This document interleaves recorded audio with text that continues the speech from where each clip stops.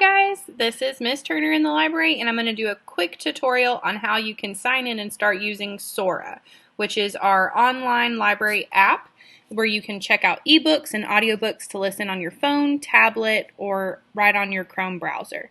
So once you're on the library website, it should look like this. That's wmslibrarymediacenter.weebly.com. You have a couple of options for how you can get to SORA. If you click on Student Resources in SORA, you'll get there. Or if you're on the virtual library and you click on this app right here, that's what the SORA app will look like if you get it on your phone or your tablet. Either way, you'll end up on a website that looks like this, the SORA page. If you scroll down and click on this link here, that will take you to SORA. There's a couple of steps you need to do the very first time you log in.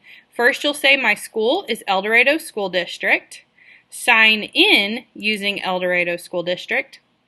And then you just sign in with your school Gmail account. So you can see that mine is already here, so I'm going to click on that. I might have to type my email password, might not, depends on what you've signed into that day. And then there you are. So you can explore all the books we have here. These are our ebooks. You can search by subject. You can see what's available right now. These are our audiobooks that you can listen to. We have 35 of those here. It shows you our most popular books. And then you can see on your shelf, I actually don't have anything checked out, but your shelf would be every book that you have checked out right now.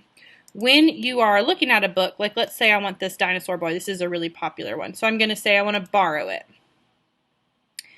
And then I'm going to open it, and it looks like a book that you're holding in your hand, and you just slide from each page.